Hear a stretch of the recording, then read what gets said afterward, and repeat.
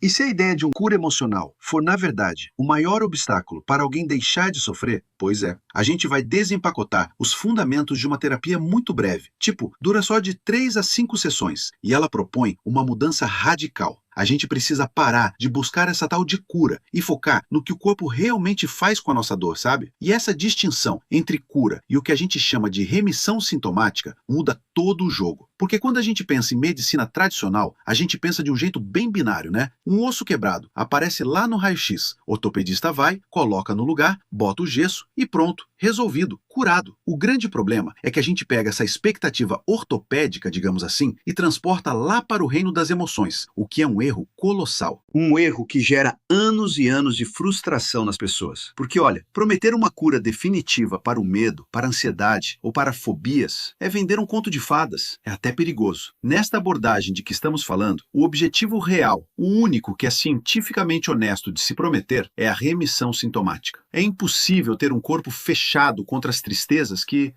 ainda nem aconteceram. Imagina um menino com um medo paralisante de entrar na faculdade. A terapia vai lá e resolve aquele sintoma específico daquele momento. Só que daqui a 5 ou 10 anos, quando ele estiver lá na sala de espera da maternidade, suando frio para o nascimento do primeiro filho, o medo vai voltar. Talvez com outra cara, com uma intensidade diferente, mas o medo vai estar lá. Porque a vida exige que a gente se adapte o tempo todo. Não existe uma vacina biológica que tire a nossa capacidade de sentir angst. Angústia diante do novo. Agora, se a terapia não pode curar de forma definitiva, se ela não garante que o sofrimento não vai bater na sua porta de novo, qual é o sentido? Sinceramente, parece que as pessoas estão pagando só para ouvir que a dor é um plano de assinatura vitalícia.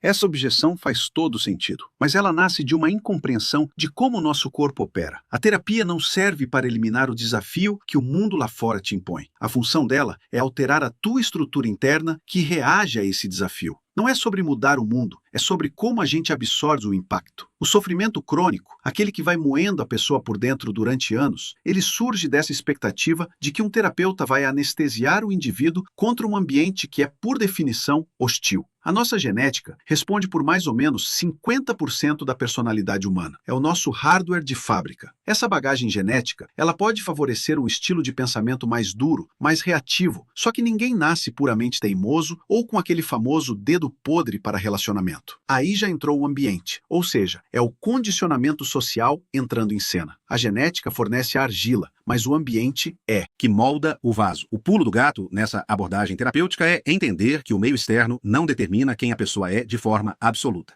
A estrutura interna do indivíduo é que vai ditar o limite do estrago que esse ambiente pode causar. Imagina alguém que tem um emprego que paga muito bem, digamos, R$ 15.000 por mês. Paga o aluguel de uma casa ótima, escola particular das crianças, férias, a vida material está impecável. Só que o grande problema é que o chefe dessa pessoa é um monstro. O ambiente de trabalho é um triturador emocional. E aí, a pessoa desenvolve uma ansiedade generalizada brutal por causa disso. E qual o movimento padrão que as pessoas fazem? Ela procura terapia achando que o terapeuta vai aplicar um passe de mágica para curar a ansiedade dela e fazer ela aguentar o chefe. Aí ela vai para a sessão na sexta-feira, chora, desabafa, entende lá os sentimentos e consegue uma remissão temporária. Passa o sábado e domingo se sentindo super leve, só que na segunda-feira de manhã, o crachá passa na catraca ou o chefe ataca de novo, a humilhação acontece e a ansiedade volta como uma avalanche. Aí a conclusão inevitável de quem está nessa situação e essa terapia é uma fraude, não funciona. Mas o erro aí não está na eficácia da terapia, está na função que a pessoa quer dar para ela. Não existe nenhuma psicoterapia ética no mundo que tenha a função de fazer alguém parar de sentir raiva ou dor enquanto está sendo ativamente atacado. É biológico. Se alguém é humilhado no trabalho e aí decide beber cachaça quando chega em casa, só para não pensar no assunto, essa pessoa não resolveu o problema. Ela só entorpeceu os sentidos dela. Exigir que a terapia funcione como essa garrafa de cachaça é subverter completamente o que é curar. O objetivo não é transformar ninguém num capacho anestesiado. Se a pessoa fica nesse emprego, o chefe destrói a saúde dela de segunda a sexta, mas se ela pede demissão, num ato de coragem, ela perde os R$ 15.000, o aluguel atrasa, tem que tirar as crianças da escola e a ansiedade vai massacrar ela de novo, só que agora por causa do desespero financeiro. É um beco sem saída aterrorizante. Nesse cenário, onde a terapia parece falhar porque a realidade é simplesmente cruel, de quem é a culpa? Olha, essa encruzilhada obriga a gente a encarar um dos conceitos mais difíceis dessa abordagem, que é a questão da terceirização da culpa. O mercado do bem-estar, hoje em dia, meio que ensinou a gente a colocar todo o peso do sucesso ou fracasso do tratamento nas costas do terapeuta.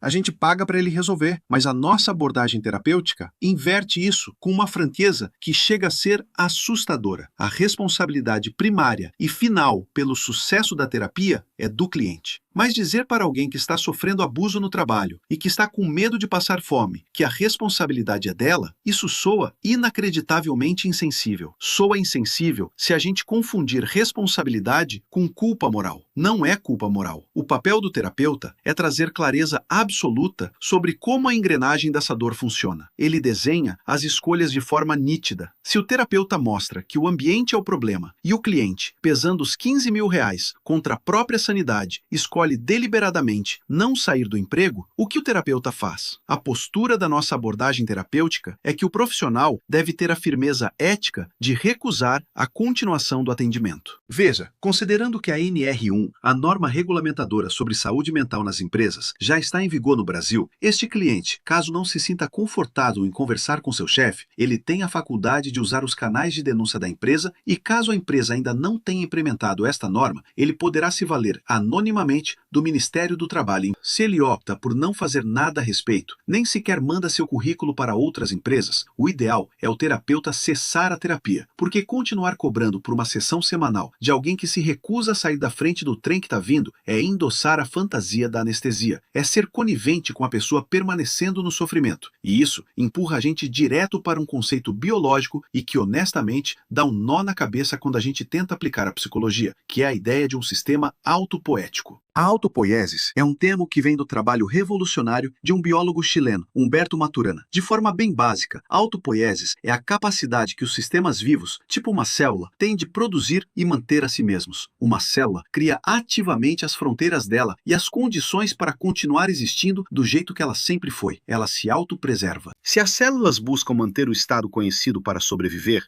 os seres humanos buscam a perpetuação implacável das suas experiências afetivas familiares. A gente recria, de forma ativa e quase sempre inconsciente, os ambientes emocionais aos quais a gente foi condicionado lá no passado, mesmo que eles sejam horríveis e dolorosos. Imagina que a temperatura ideal para um corpo humano relaxar seja uns 22 graus. Mas se uma pessoa cresceu num ambiente de frio extremo, num inverno emocional rigoroso na infância, o cérebro dela registrou que o frio é a definição de casa. O frio é a sobrevivência. Mesmo que o sol esteja brilhando lá fora no presente, a pessoa vai fechar as janelas e ligar o ar-condicionado no máximo e vai gastar uma energia absurda para manter aquele ambiente gelado, porque o calor assusta ela. O calor é o desconhecido. Pense em alguém que cresceu numa casa. Os pais não chamavam a criança de inútil quando ela errava. Décadas depois, essa pessoa entra num relacionamento amoroso, onde o parceiro diminui ela na frente dos amigos. Em vez de ir embora, ela fica. Ela permite a agressão. A autopoiesis explica o porquê disso. Aquele ambiente tóxico não é um choque para o sistema dela, é uma validação. O termostato interno só está reconhecendo a temperatura com a qual ele foi programado para lidar. E do outro lado da moeda, alguém com uma programação diferente, que aprendeu que a respeito desde cedo, escuta a mesma ofensa e o termostato apita na hora. A pessoa simplesmente pega a bolsa e vai embora. A ofensa foi exatamente a mesma, mas a estrutura de quem recebeu é que ditou o limite do estrago. E é essa compreensão que leva a gente à grande virada metodológica da nossa abordagem. Entender que o paciente recria ativamente a própria dor muda a pergunta central que a psicologia faz. Se a pessoa sabe intelectualmente que o termostato está quebrado, se ela senta no sofá da terapia, chora porque sabe que o marido é tóxico ou o chefe abusivo, E o mais importante, como a nossa abordagem terapêutica consegue consertar esse ar-condicionado emocional em só 3 a 5 sessões. é que a conversa puramente cognitiva não chega na raiz do problema. E não chega porque o problema não é só cognitivo, ele é biológico. O alicerce da nossa abordagem é a hipótese do cérebro social. O nosso cérebro gigante não evoluiu para resolver equações matemáticas. Ele evoluiu para dar conta da complexidade brutal das interações sociais e para garantir que a gente sobreviva em grupo. Ou seja, nós somos máquinas construídas para criar vínculos o tempo todo. E por causa disso, a nossa abordagem encara o sofrimento não como um erro mecânico isolado, mas como uma semiótica. O sintoma é, na verdade, um conjunto de símbolos relacionais. E o que significa, na prática, olhar para a dor através de uma lente de semiótica? Pensa num semáforo vermelho. O plástico vermelho e a lâmpada ali, fisicamente, não têm o menor poder de parar um carro de 2 toneladas. Mas o cérebro do motorista lê aquela luz como um símbolo. Significa perigo, regra, parar. Na nossa abordagem, quando um paciente relata um aperto sufocante no peito ou uma tristeza enorme, aquele aperto físico é o sinal vermelho, é o símbolo. Não é só um humor aleatório, é uma representação de vínculos afetivos do passado. O corpo aprendeu a se defender acendendo aquela luz vermelha. A mente não é um fantasminha flutuando dentro da nossa cabeça. Mente e o corpo são uma coisa só. A mente é só o painel de controle. Ela é a leitura subjetiva que a gente faz dos nossos estados corporais e neurológicos. E isso joga a responsabilidade do bem-estar para coisas muito mundanas. Quer dizer que comer mal, não dormir direito e ser sedentário não afetam só a saúde física. Eles quebram a lente que a mente usa para interpretar a realidade. Eles distorcem teu painel de controle. Você não resolve um trauma profundo se a biologia da pessoa está exausta, inflamada. Mente e corpo são a mesma entidade. Se a mente é só a leitura do corpo, então tentar resolver um trauma profundo apenas tentando pensar positivo sobre ele seria tão inútil quanto tentar consertar o motor de um carro que está superaquecendo só trocando a estação de rádio. Tipo, a música nova ajuda você a relaxar no trânsito, claro, mas o motor vai continuar derretendo debaixo do capô. A conversa terapêutica tradicional muitas vezes foca em tentar entender a música que está tocando, mas a nossa abordagem abre o capô. A gente não fica só perguntando como você se sente em relação a isso. É o como que se chega até o motor do carro. Vamos imaginar aquele cenário do chefe de novo. O cliente relata a ansiedade de ir para o trabalho. Em vez de ficar racionalizando sobre como o mercado de trabalho é difícil, o terapeuta pede para o cliente focar no corpo e imaginar a cena do chefe gritando com ele. Imediatamente o coração da pessoa acelera, a respiração fica curta, o estômago dá um nó. A emoção visceral assume o controle ali na hora. É aquilo que a gente chama de gatilho. E nesse exato momento, o terapeuta não tenta acalmar o cliente. Ele usa essa sensação corporal horrível, essa luz vermelha que acendeu, como uma ponte biológica. Ele não acalma a pessoa. Ele guia o cérebro não para a figura do chefe, mas para a sensação física. Ele pergunta para o corpo: onde foi a primeira vez que você precisou se contrair desse jeito para sobreviver? E o cliente, obviamente, não responde com a lógica de um adulto de 40 anos. De repente, a imagem do chefe some e a pessoa acessa uma memória lá de quando tinha 7 anos de idade e precisava se encolher no quarto para não ouvir os gritos dos pais. E o terapeuta observa tudo, cada movimento dos olhos, cada tensão muscular. Não é truque, é emoção verdadeira. Aquele que está ali apertando o peito no consultório é o único fio que conecta o adulto de hoje àquele código original quebrado lá da infância. O terapeuta usa essa mesma via corporal para ajudar a pessoa a liberar a carga emocional que estava presa ali. E aí, eles constroem no plano da imaginação e do corpo uma nova resposta. A fisiologia é literalmente readaptada. O termostato é reprogramado in loco. O corpo finalmente entende que aquela ameaça de morte do passado não existe mais hoje. Isso explica por que essa técnica atinge resultados tão impressionantes, não só com estresse de trabalho, mas em coisas gravíssimas, tipo transtorno de estresse pós-traumático, fobias incapacitantes e até depressão severa. É a linguagem do corpo sendo usada para atualizar o software da mente. E isso devolve a gente lá para o dilema real do início. O propósito de toda essa readaptação rápida não é criar aquele escudo mágico impermeável. A nossa abordagem terapêutica ajusta o motor para que a pessoa tenha, às vezes pela primeira vez na vida, a clareza e a energia biológica para fazer as escolhas que precisa fazer. Porque até então ela estava paralisada. Ela não conseguia escolher. É aquele momento exato em que a pessoa percebe que está no fundo do poço, mas ela simplesmente não consegue soltar a pá para parar de cavar. É estar preso naquele emprego que te dá taquicardia diária, ou num casamento onde não tem mais respeito. Uma parte de você tem uma urgência de correr, de se salvar, mas a outra parte, que é a estrutura autopoética, o medo de faltar dinheiro, o pavor de ficar sozinho, te puxa com uma força violenta na direção oposta, te forçando a ficar. A pessoa é rasgada ao meio pelas próprias necessidades de sobrevivência. E a promessa da nossa abordagem não é eliminar o chefe ruim ou o casamento falido, é acabar com esse rasgo interno. É alinhar o corpo e a mente para que a pessoa consiga dar aquele passo que é dificílimo, mas que é vital. Agora, saber que o termostato está quebrado não muda a temperatura da Sala. Exigir que o mundo ao seu redor se transforme por mágica enquanto a sua própria estrutura interna continua de portas abertas para o abuso e para o frio extremo. É uma guerra que já está perdida. O abuso sempre vai achar lugar onde a gente mantém a porta aberta por causa desses costumes velhos de sobrevivência.